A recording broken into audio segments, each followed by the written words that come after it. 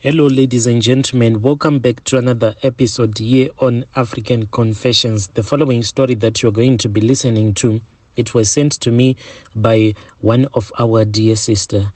Quite a sad story. And the message that she sent to me, it reads like this. Hello, my brother. How are you? Can you please post my own story as hidden identity? My brother, you won't even believe it that when I was still in high school, just before we had wrote our O-level exams, I actually performed a poem in front of the late President Robert Mugabe. And this was the time when he had came to our schools so that he can donate some computers. And these were like your computers that would be operating with these solar panels. So he came to our school, and this ceremony, it was held in Highfields. So he was donating these computers to schools that were from Glenora as well as Highfields. So we all went there. Since I was really bright in school, I was made to perform a poem in front of him. And after this, I think that this made my mother's friend to be jealous, because her own daughter, who was my friend at high school, indeed she was intelligent, but not as intelligent as I was. But soon after, that was when my mother's friend took me this other day, and when we were taken to this other traditional healer, I thought that everything that she was doing, she was actually helping me out. Little did I know that she was actually interested of stealing my intelligence and handing it over to her own daughter. This thing, I still remember that when it happened in late October, just before the traditional healers, when they had gone for their leave. Like they say that the traditional healers in Zim, they do not work in November, for it is like a holy month. So my brother, she said that we needed to rush just before the moon had set, and then it will mark the beginning of November. We were taken to this other traditional healer. I still remember that we were taken to Gazaland. That is where we met this traditional healer. But when you would see this traditional healer, one would not even suspect that he was a traditional healer at all.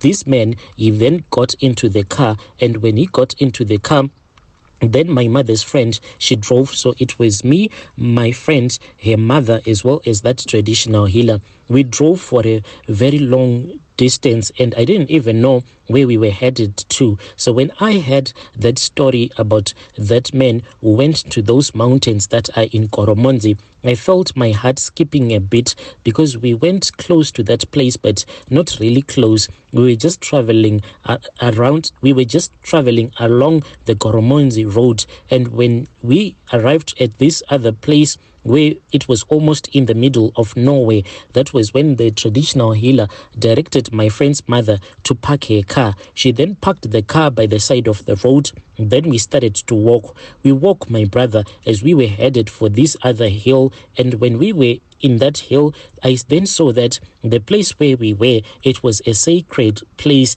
and I was really scared. And this was the first time ever being so close to a traditional healer, because I grew up in a Pentecostal church, Forward in Faith, if you know it. And we were forbidden by my mother to ever visit a traditional healer. But anyway, I found myself being taken to that traditional healer by my mother's friend, because she wanted us to pass our exams. So we then went into this other cave, but it was not like a deep cave. But from everything that I saw, there were your old rock paintings, those ones that they show you in geography. Those were the ones that I saw in one of the old caves, as well as for some traditional hunting tools that looked very brand new. But that traditional healer said that these hunting tools, they have been there for many centuries, for this was a sacred hill, like the people that used to stay in that area a very long time ago. So he wanted the gods of that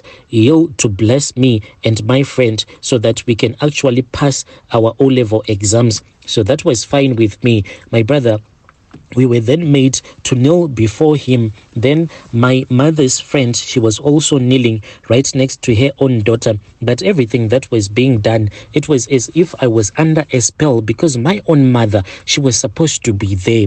But the first oath that they made me to take, I was told that I was never supposed to reveal this to my mother, no matter what. Otherwise, I was going to lose my parents the day that I am going to tell them. So I was then given this other small bottle, but it was an empty Vaseline bottle that had something that looked like cooking oil. I was then told that I had to give my friend. So I tried to hand it over to her, but I was told that I had to place it on top of her head. Then I did like I had been instructed to do. So by the end of the day, my friend walked away with that container that had the cooking oil that I had been given by that traditional healer. And I went back home with the cooking oil that she had given to me. My brother, what happened that same night, it was really scary, because when I had a dream, I saw that the traditional healer, he was standing in my spare bedroom. Because I didn't have a bed, I actually saw him. He was leaning over, and he then placed his walking stick on my forehead. Then he disappeared. The following morning, the pain that I felt, like I had a terrible headache. Until we finished writing our exams, I would walk into the exam room, then I would feel so much dizzy, and until we would have finished writing the exams, that is when I would feel a little bit better. My brother, I was really hurt when the results came out. I felt all the subjects that I wrote, I had 10 U's, my brother. As for my friend, she came out with flying colors. And what pains me the most is that my friend right now, she's working there in the United Kingdom, because through a sponsorship, because of the way that she had passed a O-level as well as her A-level, she was then taken to the United Kingdom by this other sponsor. And right now, that is where she is. And it always gives me a lot of sleepless nights. Fast forward, when I tried to do something better with my life, but still what would happen is that wherever I would go to working as a maid, then the husband of the woman that I will be working for will end up proposing love to me. At first I thought that this was true love, but at the end of the day I realized that these men that I was working for their wives, they were actually using me. I then decided to empower myself and come here to South Africa. So when I came here, I started to work for this other black South African woman. Whilst I was working for her, she was always like not at home, and then the husband kept on knocking on my door. Men would knock on my window, on my door throughout the night. Until one day I got so scared, because he said that if I was not going to open up my door, he was going inside so that he can kill the children as well as to kill himself, because he loved me. He just wanted to taste what a woman from Zim tasted like. So I ended up opening the door for him, and we had sexual intercourse. But still, I fell pregnant. And after I had fallen pregnant, I told him, and he told me to keep the baby, because he promised me that he was going to get me an ID. And I was stupid enough that I believed him. So I kept this pregnancy until my madam boss found out. She then kicked me out.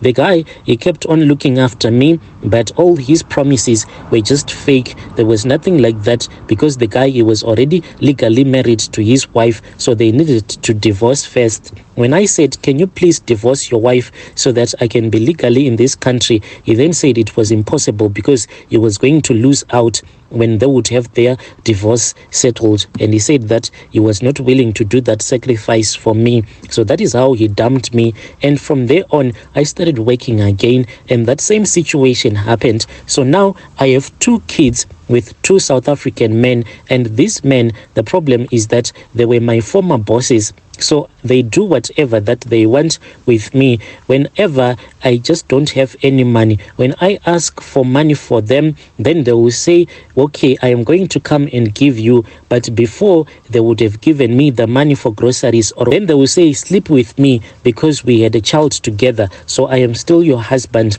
So I feel as if I am being used. No matter what I try to do, my life is simply not going anywhere. And to make matters worse, when I gave birth to my kids, then I had their fathers to take their birth certificates. So I do not have any rights when it comes to these kids. When I try to go home with my kids, then their dads will say, my child is never going to Zim. If you want, you can go alone. It gives me a lot of sleepless nights. It is a painful thing to know that You are leaving your child behind in South Africa, returning back home. I have 2 kids with 2 different fathers, but I have never gone with them to Zim. I do not know what am I supposed to do. My heart is full of bitterness because of the things that were done to me. Dear listeners, right there was a narration from a voice note that was sent to me by our dear sister. Yo, what a sad story, what a sad story. Please let us talk with our dear sister in the comment section. Just imagine each and every time when you ask for some money from the guy that you had a child with, then the guy will say, sleep with me first so that I can give you some money. Strange things do happen in this world.